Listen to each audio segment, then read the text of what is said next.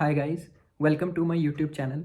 सो budget 23 आ चुका है और इसमें बहुत सारे सरकार ने प्रपोजल्स दिए हैं लॉ को लेके, इंडस्ट्री स्पेसिफिक बेनिफिट्स को लेके। हम इस वीडियो में प्राइमरीली डिस्कशन करेंगे डायरेक्ट टैक्स प्रपोजल्स की। और एक चीज़ और, सारे डायरेक्ट टैक्स प्रपोजल्स का डिस्कशन यहाँ पे नहीं होगा। जो मुझे लगा कि इम्पॉर्टेंट है और एक मास लेवल ऑफ पीपल को वो चेंजेस एड्रेस कर रहे हैं, तो वही हम चेंजेस यहाँ पे डिस्कस करेंगे। तीसरी बात, ये सारे चेंजेस हैं, these are not means enacted law, these are this is only a propose law. जो फाइनल लॉ होगा वो फाइनेंस एक्ट में आएगा। अभी ये फाइनेंस बिल 23 है। फाइनेंस एक्ट कब आएगा? ये आएगा आपका मार्च एंड के आसपास। जो ये सारे चेंजेस मैं यहाँ पे डिस्कस कर रहा हूँ, ये सारे प्रपोज्ड चेंजेस हैं। हो सकता है इनमें चेंज आ जाए थोड़ा बहुत जब फाइनेंस एक्ट आएगा। तो चलिए वीडियो को स्टार्ट करते हैं। प्रपोजल नंबर 1, इंडिविजुअल एचयूएफ के केस में काफ़ी ज़्यादा चेंजेस किए गए हैं इस बार, और सरकार ये कह रही है, सभी को इनडायरेक्टली सभी को ये अपील कर रही है कि आप सभी न्यू रिजाइम में ही शिफ्ट हो जाएं और ओल्ड रिजाइम ये लोग धीरे धीरे वाइप आउट कर देंगे। तो चेंजेस क्या हैं? पहले क्या होता था, जो एक न्यू स्कीम होती थी इंडिविजुअल एचयूएफ जिसको ऑप्ट कर सकते थे, जिसमें हमें कोई भी बेनिफिट नहीं मिलता था except certain specified in that section. हमें कोई भी डिडक्शन या किसी भी तरह की एग्जम्पशन नहीं मिलती थी। लेकिन जो न्यू रेजीम में टैक्स रेट्स थे वो as compare to old regime वो थोड़े से कंसेशनल थे। 87A की रिबेट पहले मिलती थी, लेकिन स्टैंडर्ड डिडक्शन न्यू रेजीम में नहीं मिलती थी। तो न्यू रेजीम में पहले टैक्स रेट्स क्या थे? फर्स्ट 2,50,000 पे आपका निल था, मतलब अब if your income is up to 2,50,000 tax rate is nil. 2,50,000 to 5 lakh 5%, 5 lakh to 7.5 lakhs 10%, 7.5 lakhs to 10 lakhs 15%, 10 lakhs to 12,50,000 20%, 12,50,000 to 15 lakhs 25%, और अगर आपकी इनकम मोर देन 15 lakhs होती थी तो आपको 30% टैक्स लगता था। सरचार्ज सेम था, 87A का आपको रिबेट मिलता था, ठीक है जी। और इसमें आपको कोई भी बेनिफिट नहीं मिलता था, कोई HRA नहीं, कोई इंटरेस्ट की डिडक्शन नहीं, 80TTA या TTB में ऐसा कुछ भी नहीं मिलता था, ठीक है जी। अब सरकार ये कह रही है कि फाइनेंशियल ईयर 23-24 से, मतलब 22-23 अब खत्म होगा 31 मार्च 23 को, तो 1 अप्रैल से ये लोग न्यू रेजीम में टैक्स रेट्स चेंज कर रहे हैं।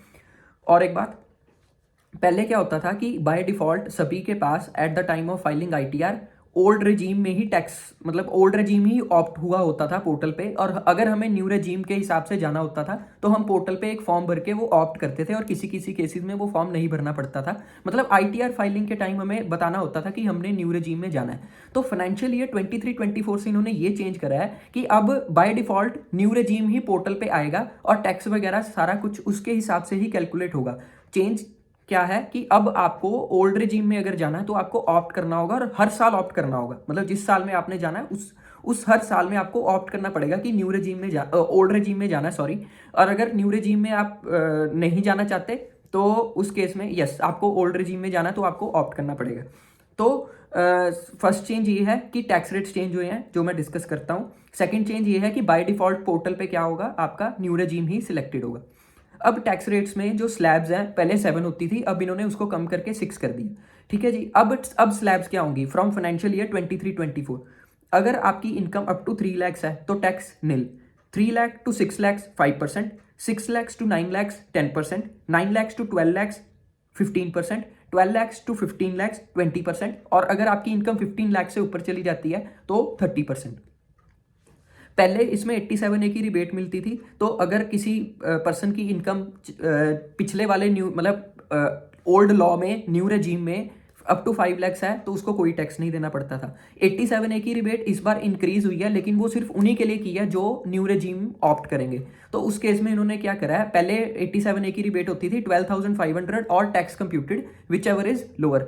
अब इन्होंने 12,500 की जो अमाउंट है उसको बढ़ाकर 25,000 कर दिया है। तो इफेक्टिवली जो आपने बजट में सुना भी होगा या न्यूज हेडलाइंस में सुना भी होगा कि अप टू 7 lakhs आपको कोई टैक्स नहीं लगेगा अगर आप न्यू रेजीम में आते हो।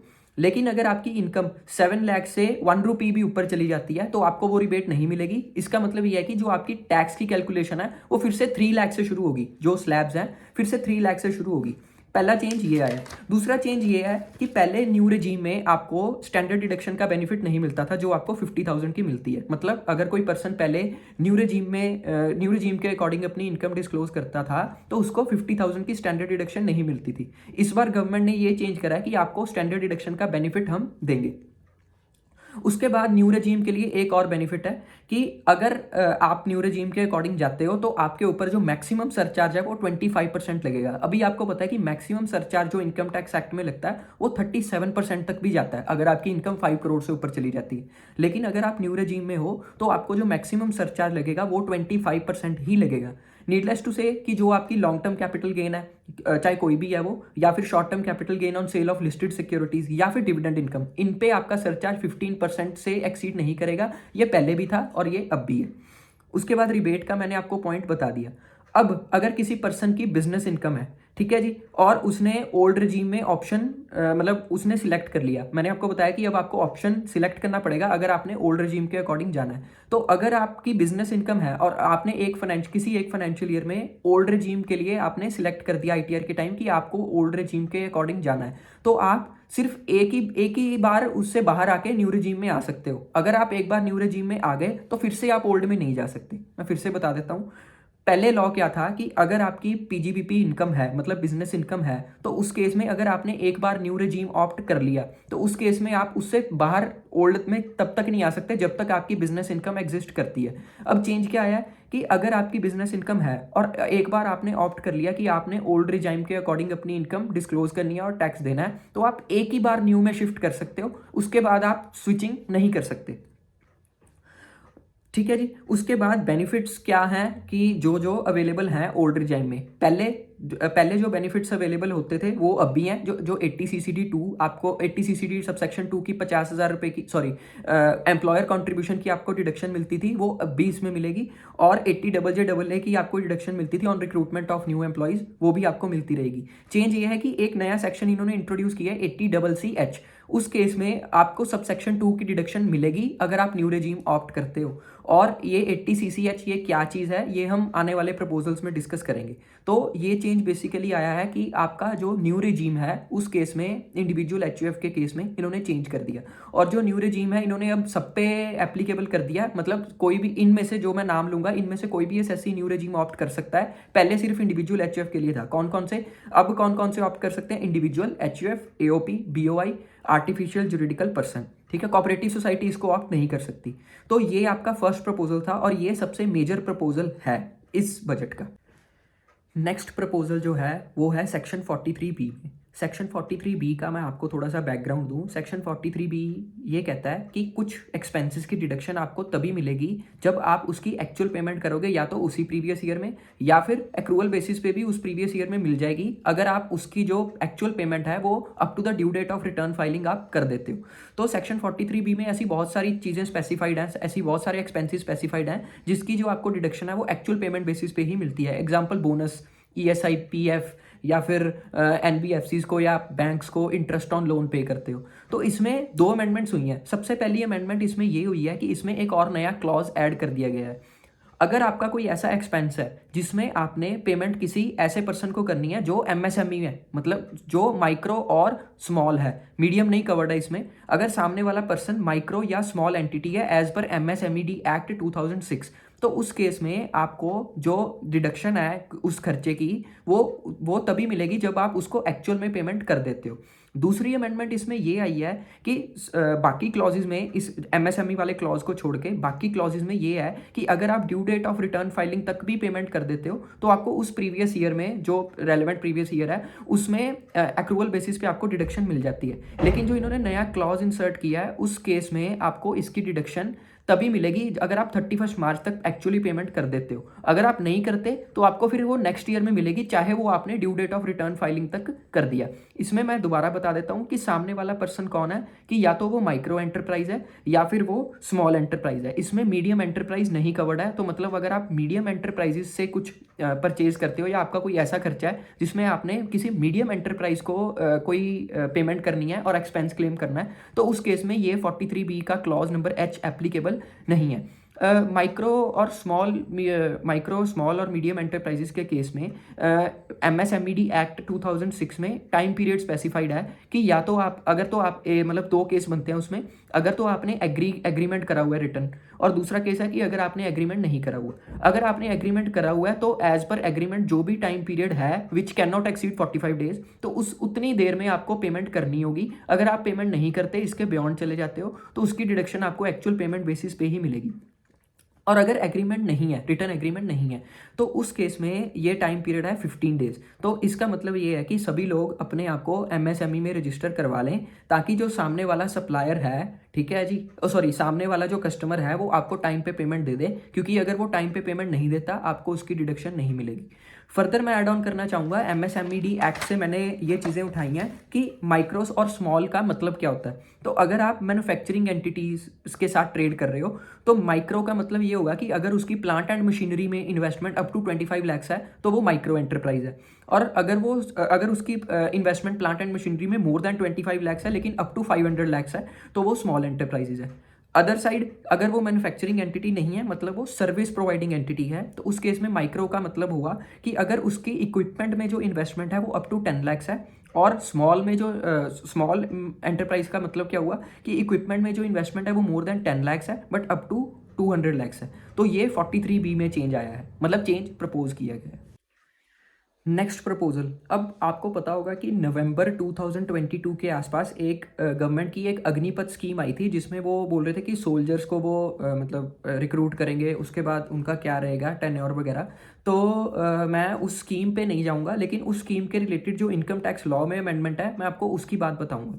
अब वो स्कीम बेसिकली मतलब है क्या, उसमें क्या है कि अगर कोई मतलब सिपाही है, वो अग्निपथ स्कीम में के अंदर रिक्रूट हुआ है सेंट्रल गवर्नमेंट के पास, तो उस केस में उसको कुछ ना कुछ सैलरी मिलेगी और एक फंड बनाया जाएगा, अग्निवीर कॉर्पस फंड। अब ये अग्निवीर कॉर्पस फंड में क्या होगा कि जो एम्प्लॉय को हम सैलरी दे रहे हैं, जो सिपाही को हम सैलरी दे रहे हैं, उसमें से हम कुछ पोर्शन डिडक्ट करके इस कॉर्पस फंड में हम डिपॉजिट कर देंगे, जस्ट लाइक PF। और सेंट्रल गवर्नमेंट जो होगी वो अपना कॉन्ट्रीब्यूशन इसमें डिपॉजिट करेगी। सॉरी सॉरी तो सेंट्रल गवर्नमेंट जो है वो इसमें अपना कंट्रीब्यूशन भी डिपॉजिट करेगी। अब इसमें एक बेनिफिट लेके आए हैं कि अगर कोई मान लो ऐसा सिपाही है जिसके केस में अग्निवीर कॉर्पस फंड में अगर वो कंट्रीब्यूट करता है और उसके बिहाफ पे सेंट्रल गवर्नमेंट यानी कि जो एम्प्लॉयर है वो कंट्रीब्यूट करती है, तो उस केस में डिडक्शन मिलेगी। ये लोग नया सेक्शन इंट्रोड्यूस करने जा रहे हैं जो है 80CC H। इसके दो सबसेक्शंस हैं, एक है सबसेक्शन नंबर 1, एक है subsection number 2। 80CC subsection number 1 में इन्होंने ये बोला कि अगर कोई भी अमाउंट डिपॉजिट करवाएगा एम्प्लॉय अपनी मतलब सैलरी से कट करके, मतलब अपनी सैलरी से डिडक्ट करके, अगर वो अग्निवीर कॉर्पस फंड में कोई भी अमाउंट डिपॉजिट करवाएगा, तो उस केस में उसको 100% डिडक्शन मिलेगी जितना भी उसने डिपॉजिट करवाया। और 80CC सबसेक्शन 2 क्या है कि 80CC सबसेक्शन 1 में एम्प्लॉय ने डिपॉजिट करवाया और 80CC सबसेक्शन 2 में जो उसका एम्प्लॉयर है सेंट्रल गवर्नमेंट, वो इस फंड में जो पैसे हैं वो डिपॉजिट करवाएगी, मतलब जो उसका शेयर है, जो उसका कंट्रीब्यूशन है। तो 80CC सबसेक्शन 2 में जो एम्प्लॉय है उसको इस चीज़ की भी डिडक्शन मिलेगी जितना कंट्रीब्यूशन उसके एम्प्लॉयर ने उसमें डिपॉजिट करवाया। 80CC 1 एम्प्लॉय ने अपनी सैलरी में से कुछ डिपॉजिट करवाया, उसकी डिडक्शन मिलेगी। 80CC सबसेक्शन 2 उसके एम्प्लॉयर मतलब सेंट्रल गवर्नमेंट ने अगर उस फंड में डिपॉजिट करवाया जो उसका शेयर है, तो उस केस में उसकी डिडक्शन भी एम्प्लॉय को मिलेगी। अब जो वो फंड है उसमें फंड्स एक्यूमुलेट होते गए। अब जब लास्ट में उस जो एम्प्लॉय है उसने वो फंड विड्रॉ करना है, तो उस केस में भी उसको एग्जम्पशन है, मतलब वो जब फंड से पैसे विड्रॉ करेगा तो उस केस में उसको उस पर इनकम टैक्स भी नहीं देना पड़ेगा। इन्होंने जो सेक्शन नया इंट्रोड्यूस किया है ये एग्जम्पशन देने के लिए, वो है 10 क्लॉज 12C। तो इस केस में क्या है कि अगर किसी पर्सन को पेमेंट मिलती है कहाँ से, अग्निवीर कॉर्पस फंड से, या उस पर्सन को या उसके नॉमिनी को, तो वो पूरी की पूरी एग्जम्प्ट है इनकम टैक्स में। तो ये चेंजेस आए हैं आपके अग्निपथ स्कीम में। अब मैं आपके साथ दो प्रपोजल्स डिस्कस करूंगा, छोटे छोटे प्रपोजल हैं। अब आपको पता है एक इनकम टैक्स में सेक्शन होता है 194N, एन फॉर न्यू। तो उस केस में क्या होता है कि अगर कोई पर्सन है वो एक साल में बैंक से 1 करोड़ से ऊपर कैश विड्रॉ करता है, तो उस केस में जितना भी 1 करोड़ से ऊपर अमाउंट होती है, तो बैंक क्या करता है, जितनी भी 1 करोड़ से ऊपर होती है उस पर 2% TDS डिडक्ट करता है। और अगर कोई नॉन फाइलर है तो उसके केस में क्या होता है कि ये जो टीडीएस के रेट्स रहते हैं, अगर उसने 20 लाख से ऊपर विड्रॉ किया लेकिन 1 करोड़ तक किया तो उस केस में टीडीएस डिडक्ट होता है 2%, और अगर 1 करोड़ से ऊपर डिडक्ट किया तो उस केस में टीडीएस जो रहता है वो रहता है 5% के रेट पे।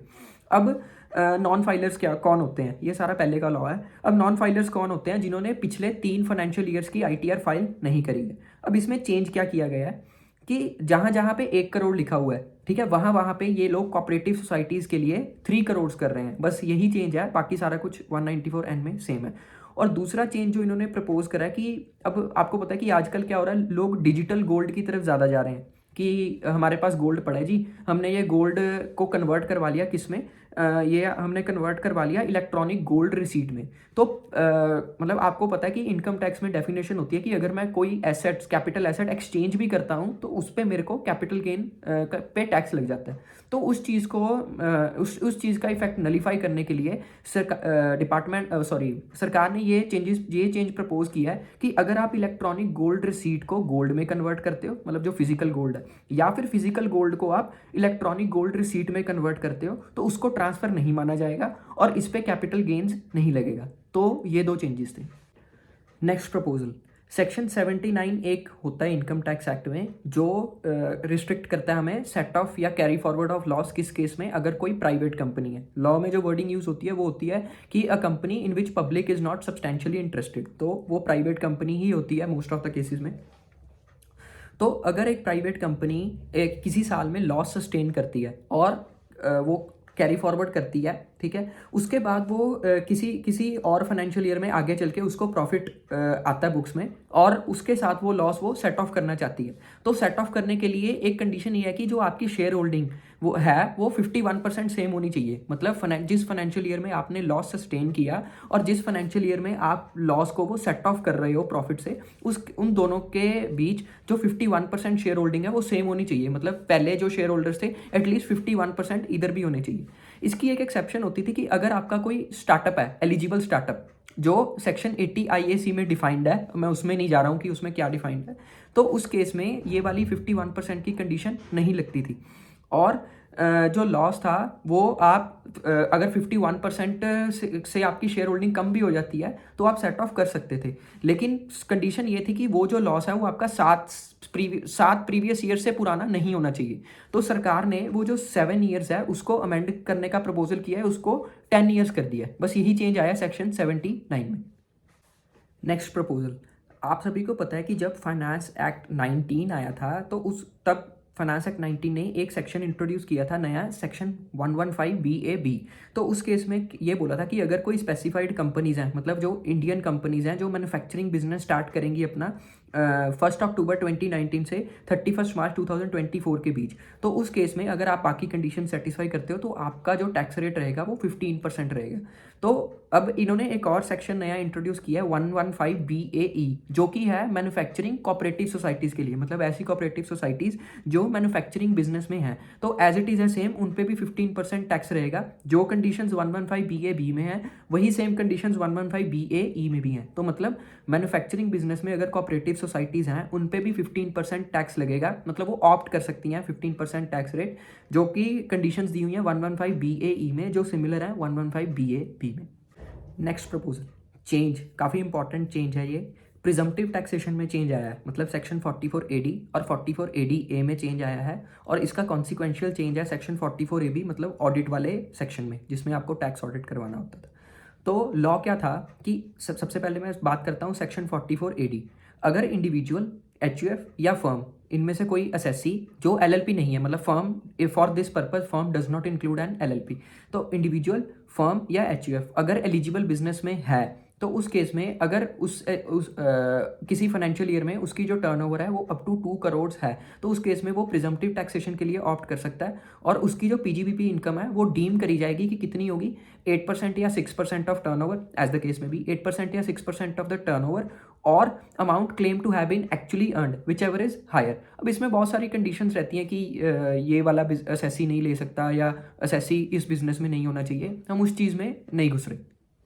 तो दोबारा बता देता हूँ, individual, HUF, firm means non LLP, जिसका किसी फाइनेंशियल ईयर में टर्नओवर अप टू 2 करोड़ है, तो उस केस में उसकी income profits and gains of business profession head में क्या रहेगी, 8% या 6% ऑफ टर्नओवर और amount claim to have been actually earn whichever is higher, इन दोनों में से जो भी ज़्यादा है। इसमें बेनिफिट क्या रहता था कि ना ही आपको बुक्स ऑफ अकाउंट्स मेंटेन करनी है और ना ही आपको इनकम टैक्स के किसी भी सेक्शन में ऑडिट करवाना है। तो ये दो बेनिफिट एसएससी को मिलते थे।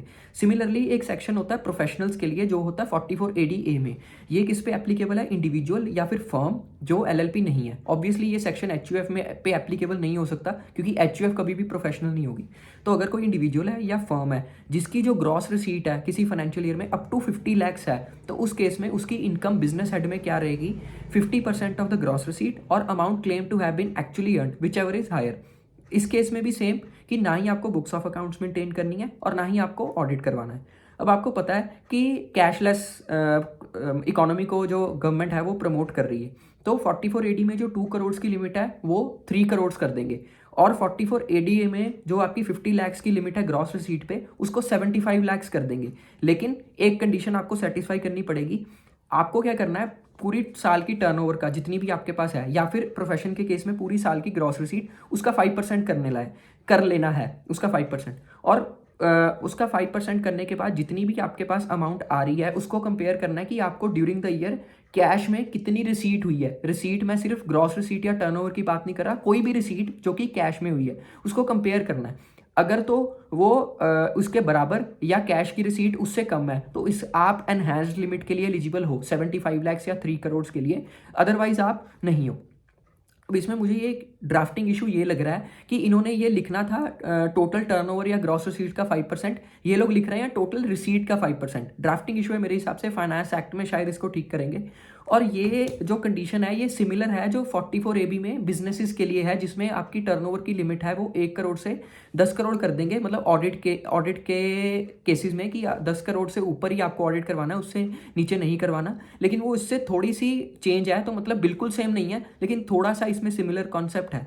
तो आपका ये चेंज आया 44AD में, और इसका जो कॉन्सिक्वेंशियल चेंज आया वो आया 44AB में। नेक्स्ट प्रपोजल, आप सभी को पता है कि इनकम टैक्स में एक सेक्शन होता है section 56 sub section 2 clause number 10, जिसके ऊपर गिफ्ट्स पे टैक्स लगाया जाता है। उसमें बहुत सारी एक्सेप्शंस कंडीशंस होती हैं, लेकिन ब्रॉडली आपको बता रहा हूँ कि उसमें गिफ्ट्स पे टैक्स लगाया जाता है। तो उस केस में था कि अगर आप साल में 50,000 से ऊपर किसी से गिफ्ट रिसीव करते हो तो वो आपके इनकम में जुड़ जाएगा, इनकम फ्रॉम अदर सोर्सेज में उस पर टैक्स लगेगा। अब फाइनेंस एक्ट 19 में क्या हुआ था कि ये लोग लेके आए सेक्शन 9 में इन्होंने अमेंडमेंट करी थी, और 9 सब सेक्शन 1 का जो क्लॉज नंबर 8 है इन्होंने वो नया इंसर्ट किया था। उसमें ये लिखा था कि अगर किसी नॉन रेजिडेंट को किसी रेजिडेंट पर्सन से गिफ्ट मिलता है, गिफ्ट किस फॉर्म में, सिर्फ मनी की फॉर्म में गिफ्ट मिलता है और उसकी वैल्यू जो है वो 50,000 रुपीज़ से ज़्यादा है, तो नॉन रेजिडेंट के केस में वो टैक्सेबल होगा इनकम फ्रॉम अदर सोर्सेज पे, इनकम फ्रॉम अदर सोर्सेज में।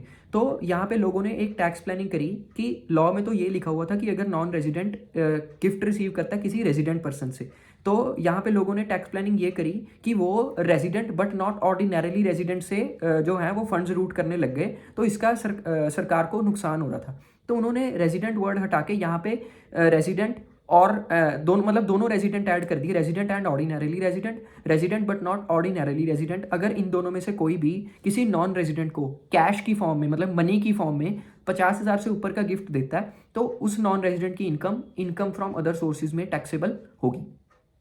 नेक्स्ट प्रपोजल, अब आपको पता है कि इनकम टैक्स में अगर कोई विनिंग्स होती है लॉटरी से, क्रॉसवर्ड पजल से, कार्ड गेम से, या फिर विनिंग फ्रॉम हॉर्स रेसिस से, तो दो सेक्शंस उसके TDS को रेगुलेट करते हैं। एक है 194B और एक है 194BB। उस केस में ये लोग बोलते हैं कि अगर winning amount more than 10,000 rupees in a financial year है तो उस केस में 30% पे आपको TDS डिडक्ट करना होगा। तो यहाँ पे लोग टैक्स प्लानिंग ये करने लगे कि जो विनिंग की अमाउंट है वो हर विनिंग की अमाउंट को 10,000 से नीचे रखने लगे।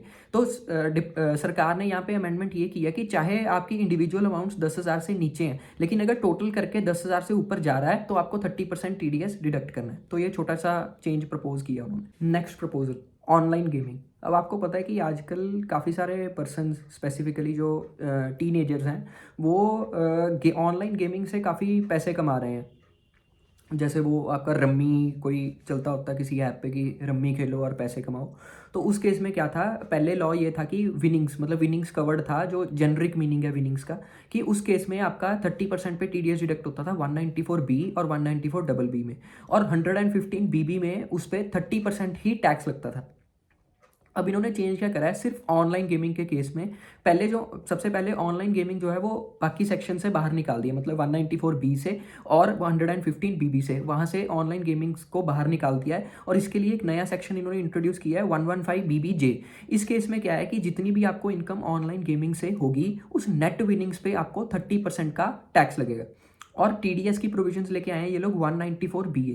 उस केस में अब आपका टीडीएस जो कटेगा वो स्लैब रेट पे कटेगा, मतलब 30% पे नहीं कटेगा विनिंग्स पे, वो स्लैब रेट पे जितनी आपकी इनकम बन रही है उस हिसाब से इनकम टीडीएस कटेगा जैसे आपका सैलरी में कटता है। तो ये एक चेंज छोटा सा इन्होंने जो प्रपोज करा है विनिंग्स फ्रॉम ऑनलाइन गेमिंग के केस में। Next proposal, section number 206C subsection 1G।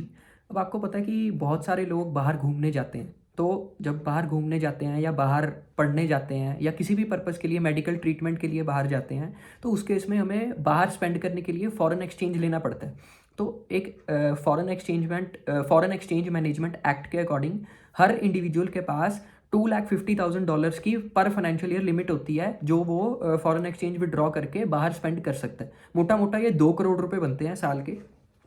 तो इस पे क्या था, 206C1G लेके आई थी सरकार फाइनेंस एक्ट 20 में, जिस केस में कि अगर आप कोई बाहर ऐसी पेमेंट कर रहे हो LRS में, लिबरलाइज रेमिटेंस स्कीम, जो $250,000 पर फाइनेंशियल ईयर है, उस केस में अगर आप कोई बाहर पेमेंट करते हो तो उसके ऊपर आपको एक TCS लगता था। तो पहले प्रोविजंस क्या थी कि 206C1G में 2 केस बनते थे। सबसे पहला, आपने जो अमाउंट रेमिट करी है वो फॉर एजुकेशन करी है। दूसरा केस बनता था अदर केसेस में। अगर आपने अमाउंट जो रेमिट करी है वो एजुकेशन में करी है, और उसमें 2 केस बनते थे। सबसे पहले कि अगर आपने कोई लोन लिया फाइनेंशियल इंस्टीट्यूशन से जो सेक्शन 80E में डिफाइंड है, तो आपको 0.5% TCS लगता था 7 लाख के ऊपर। मतलब जैसी 7 लाख की अमाउंट क्रॉस होती थी जो आपने रेमिटेंस बाहर करनी है, रुपीज़ 7 लाख रुपीज़, अगर उससे अमाउंट क्रॉस होती थी तो आपको 0.5% TCS लगता था 7 लाख के ऊपर। और अगर आपने फाइनेंशियल इंस्टीट्यूशन जो 80E में डिफाइंड है उससे अदरवाइज, मतलब चाहे उससे लोन नहीं लिया, किसी और फाइनेंशियल इंस्टीट्यूशन से लिया है, या फिर आप सेल्फ फंडेड बेस पे बाहर एजुकेशन पे स्पेंड कर रहे हो, तो उस केस में जितना 7 लाख रुपीज़ के ऊपर होता था उस पर आपका 5% TCS लगता था। ये हो गया एजुकेशन का केस। अब अदर केस में 2 केस बनते हैं। एक है OTPP, मतलब ओवरसीज टूर पैकेज प्रोग्राम, आप बाहर घूमने जा रहे हो, या फिर अदर केस कोई मेडिकल ट्रीटमेंट है या कोई भी रीज़न है, OTPP और अदर्स। OTPP के केस में जो आपको TCS लगता था वो 5% लगता था फ्रॉम ₹1 विदाउट एनी थ्रेशोल्ड, और बाकी केसेस में सेम पहले वाला कि 5% TCS अबव 7 लाख रुपीज़। अब इसमें इन्होंने चेंज क्या करा है, एजुकेशन के लिए जो था उसमें कोई चेंज नहीं है। इधर जो अदर केसेस हैं उसमें 2 केस बनते थे, एक for OTPP other cases, OTPP and other cases. तो OTPP और अदर केसेस में जो थ्रेशोल्ड पहले थी इसको इन्होंने चेंज कर दिया। सबसे पहली बार TCS का रेट इन्होंने 5% से उठाकर सीधा 20% कर दिया। तो मतलब अगर आप बाहर घूमने जा रहे हो तो हिट लगेगा आपको। 20% TCS इन्होंने प्रपोज करा है, और दोनों के केस में चाहे आप OTPP है, चाहे आपका कोई भी और अदर रीज़न है, मेडिकल एक्सपेंडिचर कुछ भी है, सबके केस में फ्रॉम ₹1 आपको 20% TCS लगेगा। नो डाउट आपको रिफंड मिल जाएगा, लेकिन 20% इज़ अ बिग अमाउंट। तो ये चेंज इन्होंने प्रपोज करा। नेक्स्ट प्रपोजल, कैपिटल गेन्स में आपको एग्जम्पशन मिलती थी सेक्शन 54 और सेक्शन 54F में। दोनों के केस में क्या होता था, सबसे पहले सेक्शन 54, अगर आपको लॉन्ग टर्म कैपिटल गेन होता है on a sale of residential house, और वो आप कैपिटल गेन आपको जितना हुआ है आप किसी नए रेजिडेंशियल हाउस को परचेज करने में या कंस्ट्रक्ट करने में स्पेंड करते थे, तो आपका जो लॉन्ग टर्म कैपिटल गेन यहाँ पे हुआ है वो सारा एग्जम्प्ट हो जाता था सेक्शन 54 में। सेक्शन 54F, मैं शायद पहले मैंने B बोल दिया, सेक्शन 54F, इसमें क्या है, इसमें क्या था कि अगर आपको लॉन्ग टर्म कैपिटल गेन हुआ है किसी भी कैपिटल एसेट पे other than residential house property, और वो उस कैपिटल गेन जो आपको हुआ है और जितनी आपकी इस कैपिटल गेन में नेट कंसिडरेशन थी, आपने किसी नए रेजिडेंशियल हाउस में इन्वेस्ट कर दी, तो उस केस में प्रोपोर्शनेटली, या अगर आपने सारी नेट कंसिडरेशन कर दी तो सारा कैपिटल गेन आपको एग्जम्प्ट हो जाता था, माफ हो जाता था। तो जो HNIs हैं, हाई नेटवर्थ इंडिविजुअल्स, तो वो इस चीज़ का बेनिफिट काफ़ी ज़्यादा उठा रहे थे और सरकार को जो था वो टैक्स नहीं दे रहे थे, क्योंकि एग्जम्पशन क्लेम कर लेते थे। जैसे अब किसी ने स्टार्टअप शुरू किया, उसके बाद धीरे धीरे वो अपनी लिक्विडेट करता गया इक्विटी, और उसका जो बिजनेस है वो ग्रो करता गया। अब जब वो धीरे धीरे लिक्विडेट करता गया, उसके बाद एक सिंगल शॉट में उसने सारे शेयर्स अपने सेल कर दिए जो पहले लिए हुए थे। उस पर उसको लॉन्ग टर्म कैपिटल गेन हुआ, लेकिन वो लॉन्ग टर्म कैपिटल गेन वो माफ़ करवा लेता था, एग्जम्प्ट करवा लेता था। वो शेयर्स जो बेचे उसने, उस पर लॉन्ग टर्म कैपिटल गेन हुआ, उसने वो माफ़ करवा लेना एक लैविश सा हाउस लेके, रेजिडेंशियल हाउस लेके, तो उसका वो माफ़ हो गया, सरकार को 1 रुपया भी टैक्स नहीं मिला। अब सेक्शन 54 और 54F में सरकार ने जो कैपिटल गेन एग्जम्पशन पे कैप डाली है वो 10 करोड़ रुपए की डाल दी। मतलब इसमें जो आपको मैक्सिमम एग्जम्पशन मिलेगी वो 10 करोड़ रुपए होगी। सेक्शन 54 में मैं लॉन्ग टर्म कैपिटल गेन देखूंगा कि 10 करोड़ तक है, और सेक्शन 54F में मैं देखूंगा कि नेट कंसिडरेशन 10 करोड़ तक ही इन्वेस्ट हो। ये नहीं है कि अगर आप उससे ज़्यादा करते हो आपको एग्जम्पशन नहीं मिलेगी, लेकिन exemption is restricted to 10 crore. तो इन्होंने HNIs को टारगेट किया है, जो हाई HNIs मतलब high net worth individuals. Next proposal section 1010D। अब क्या होता था कि अगर आपने कोई लाइफ इंश्योरेंस करवाई हुई है और लाइफ इंश्योरेंस का आपको पैसा वापस मिलता है, तो उस केस में वो सारा का सारा एग्जम्प्ट होता था। लेकिन कंडीशन ये थी कि जो आपने हर साल प्रीमियम पे करा है वो up to 10% of the sum assured करा है। मतलब अगर 5 लाख की पॉलिसी है तो आपने जो प्रीमियम पे करा है हर साल वो 50,000 रुपये से ज़्यादा नहीं होना चाहिए। अब लास्ट ईयर, मतलब लास्ट ईयर फाइनेंस एक्ट 21 में एक इसमें अमेंडमेंट आई थी यूलिप को लेके। उसमें इन्होंने क्या करा था कि ये कंडीशन तो है ही है 10% वाली, यूलिप के केस में, यूनिट लिंक्ड इंश्योरेंस पॉलिसी के केस में इन्होंने कैप डाली थी कि अगर आपका प्रीमियम 2,50,000 से ऊपर जा रहा है साल का रुपीज़ में, चाहे वो 10% की कैप के अंदर है, तो अगर 2,50,000 के ऊपर चला गया तो उस केस में आपको इस सेक्शन 1010D में हम एग्जम्पशन नहीं देंगे। पहले तक ये था। अब इन्होंने एडिशनल कंडीशन डाली है यूलिप के लिए, कंडीशन 2,50,000 पर एनम। अब जो बाकी इंश्योरेंस पॉलिसीज बची उस केस में इन्होंने एक कैप डाल दी है ₹5,00,000 पर एनम। मतलब अगर इंश्योरेंस पॉलिसी है और उसका जो प्रीमियम है वो up to 10% of the sum assured है, लेकिन फिर भी आपको एग्जम्पशन नहीं मिलेगी। किन केसेस में? अगर वो यूलिप है और प्रीमियम साल का ₹2,50,000 से ऊपर है, या फिर अदर इंश्योरेंस पॉलिसीज साल का प्रीमियम ₹5,00,000 से ऊपर है। तो ये चेंज इन्होंने एक और प्रपोज की। Next proposal. अब आपको पता है कि अगर आप लोन लेते हो हाउस प्रॉपर्टी के लिए और उस पर आप इंटरेस्ट पे करते हो, तो हाउस प्रॉपर्टी हेड में आपको सेक्शन 24 में उसकी डिडक्शन मिलती है। अब डिडक्शन आप सेक्शन 24 में लेते हो, अगर वो सेल्फ ऑक्यूपाइड प्रॉपर्टी है तो 30,000 या 2,00,000 रुपीज़ तक की, वॉट एवर द केस। और अगर वो लेट आउट प्रॉपर्टी है तो विदाउट एनी लिमिट आपको हाउस प्रॉपर्टी में उसकी डिडक्शन मिलती है। अब लोग क्या कर रहे थे, हाउस प्रॉपर्टी में डिडक्शन ले ली जो इंटरेस्ट पे करा बोरोड कैपिटल पे, और उसके बाद जब वो हाउस प्रॉपर्टी सेल की तो कॉस्ट ऑफ इंप्रूवमेंट या कॉस्ट ऑफ एक्विजिशन में उस इंटरेस्ट पोर्शन को इंक्लूड कर लेते थे, मतलब डबल डिडक्शन नहीं लेते थे। तो सरकार ने ये प्रपोज करा अब इस चीज़ को कर्ब करने के लिए कि जो जब आप वो हाउस प्रॉपर्टी सेल करोगे उसकी जब कैपिटल गेन्स की कंप्यूटेशन होगी तो सेक्शन 48 के हिसाब से आप कॉस्ट ऑफ एक्विजिशन माइनस करोगे, कॉस्ट ऑफ इंप्रूवमेंट माइनस करोगे, तो उस COI या COA के पोर्शन पे आपका जो है वो इंटरेस्ट इंक्लूड नहीं होगा। मतलब COI cost of improvement and COA cost of acquisition shall not include interest on the borrowed capital. तो ये चेंज प्रपोज करा। Next proposal section 192A of income tax act. तो पहले क्या होता था कि अगर कोई EPFO है, एम्प्लॉयज़ प्रोविडेंट फंड ऑर्गेनाइजेशन है, वो EPF का जो बैलेंस पड़ा है उसका पेमेंट करती थी किसी एम्प्लॉय को, और वो पेमेंट एक साल में 50,000 रुपीज़ और मोर होता है, तो उस केस में जो EPFO है वो 10% TDS डिडक्ट करती है उस एम्प्लॉय के नाम पे, वो अभी भी है।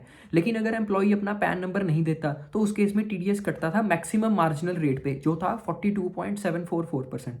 तो जो मतलब एम्प्लॉयज़ ऐसे थे जो लो पेड एम्प्लॉयज़ थे, वो बेचारे, उनके पास पैन नंबर तो होता नहीं है, तो उस केस में उनको काफ़ी हिट लग रहा था, 42.744% उनका डिडक्ट हो जाता था TDS। लेकिन अब इन्होंने ये प्रपोज करा है कि ये MMR जो मैक्सिमम मार्जिनल रेट पे TDS उनका कटेगा नॉन पैन के केस में, वो उसको हटा रहे हैं। तो मतलब वही प्रोविजन लगेगी जो पहले लगती थी कि अगर किसी ने पैन नंबर नहीं दिया तो 20% पे उसका TDS डिडक्ट होगा। तो ये चेंज आया सेक्शन 192A में। Next proposal. तो हो क्या रहा था कि आप आपने मान लो आप एक इनकम टैक्स पेयर एसएससी हो, तो आपने क्या करा, किसी पर्टिकुलर फाइनेंशियल ईयर में किसी स्पेसिफिक इनकम को एक्रूअल बेसिस पे अपनी आईटीआर में डिस्क्लोज किया और उस पर टैक्स दे दिया। नेक्स्ट ईयर में जब आप जिससे आपने पैसे लेने थे, मतलब जो आपका कस्टमर था, उसने जो टीडीएस काटा वो नेक्स्ट ईयर में काटा, मतलब कौन से ईयर में, जिस साल उसने एक्चुअली पेमेंट करी। तो उस केस में आपको उस साल में टीडीएस का क्रेडिट नहीं मिलता था। रीज़न क्योंकि आपने वो वाली इनकम अपनी आईटीआर में इंक्लूड नहीं करी है।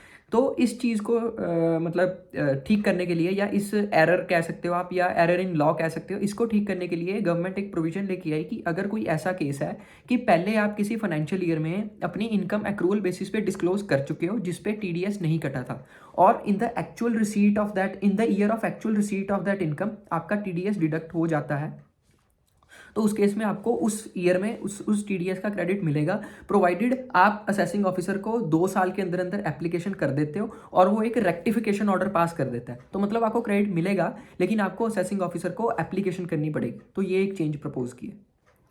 सेकेंड लास्ट चेंज जो प्रपोज हुआ है सेक्शन 206 AB और 206 CCA में। इस केस में हायर टीडीएस या टीसीएस लगता था in case of a specified person, मतलब जो नॉन फाइलर ऑफ रिटर्न है। तो प्रोविजन क्या थी कि अगर कोई पर्सन किसी स्पेसिफाइड पर्सन को पेमेंट कर रहा है, या फिर कोई पर्सन किसी स्पेसिफाइड पर्सन से कोई पेमेंट रिसीव कर रहा है, तो पेमेंट करते टाइम उसको टीडीएस 5% या फिर एक्चुअल रेट इंटू 2, जितना भी आंसर आया विच एवर इज हायर, उस रेट पे टीडीएस काटना है या टीसीएस कलेक्ट करना है। स्पेसिफाइड पर्सन कौन, कि जिसके केस में इसने पिछले साल की आईटीआर नहीं फाइल करी और उसके केस में 50,000 से ऊपर उसका टीडीएस या टीसीएस का क्रेडिट था, मतलब टीडीएस टीसीएस बोथ क्रेडिट जो 50,000 या उससे ऊपर था। अब इसमें प्रॉब्लम ये आ रही थी कि अगर कोई ऐसा पर्सन है जिसके ऊपर रिटर्न फाइलिंग की प्रोविजंस एप्लीकेबल ही नहीं है, मतलब उसकी इनकम 2.5 लाख से नीचे है, तो उस केस में वो स्पेसिफाइड पर्सन नहीं बनाया जाएगा। ये बेसिकली एक मतलब क्लैरिफिकेशन सॉर्ट ऑफ अमेंडमेंट है, लेकिन अमेंडमेंट ये है कि अगर कोई ऐसा पर्सन है जिसकी रिटर्न फाइलिंग की रिक्वायरमेंट ही नहीं है इनकम टैक्स एक्ट में, या फिर गवर्नमेंट ने उस पर्सन को एग्जम्प्ट करके रखा है, तो वो स्पेसिफाइड पर्सन की डेफिनेशन में नहीं आएगा, मतलब उसका टीडीएस या टीसीएस हायर रेट वाला कलेक्ट या डिडक्ट नहीं होगा। तो ये एक चेंज प्रपोज की। लास्ट चेंज प्रपोज जो हुआ है, जो हम अभी डिस्कस इस वीडियो में कर रहे हैं, वो है 5627B में। तो 5627B क्या कहता था कि अगर कोई क्लोजली हेल्ड कंपनी है, मतलब a company in which public is not substantially interested, या फिर आसान भाषा में कि प्राइवेट लिमिटेड कंपनी, अगर कोई प्राइवेट लिमिटेड कंपनी है और वो किसी रेजिडेंट पर्सन से कंसिडरेशन रिसीव करती है, कैसी consideration, for issue of shares, and वो कंसिडरेशन जो है वो face value of the share से भी ज़्यादा है और फेयर मार्केट वैल्यू से भी ज़्यादा, मतलब शेयर प्रीमियम पे इशू हुए हैं और जो कंसिडरेशन है वो फेयर मार्केट वैल्यू से भी ज़्यादा है। तो जितना फेयर मार्केट से वैल्यू ज़्यादा होता था इशू प्राइस, उतना प्राइवेट लिमिटेड कंपनी के हाथ में इनकम फ्रॉम अदर सोर्सेज में टैक्स लगता था। इसमें चेंज क्या किया है, पहले यहाँ पे रेजिडेंट से कंसिडरेशन आनी चाहिए थी, अब गवर्नमेंट ने बोला है कि या रेजिडेंट से आए या नॉन रेजिडेंट से आए, लेकिन यहाँ पे इनकम फ्रॉम अदर सोर्सेज में अगर ये कंडीशंस फुलफिल होती हैं तो प्राइवेट लिमिटेड कंपनी को टैक्स लगेगा। वीडियो पूरी देखने के लिए thank you so much guys.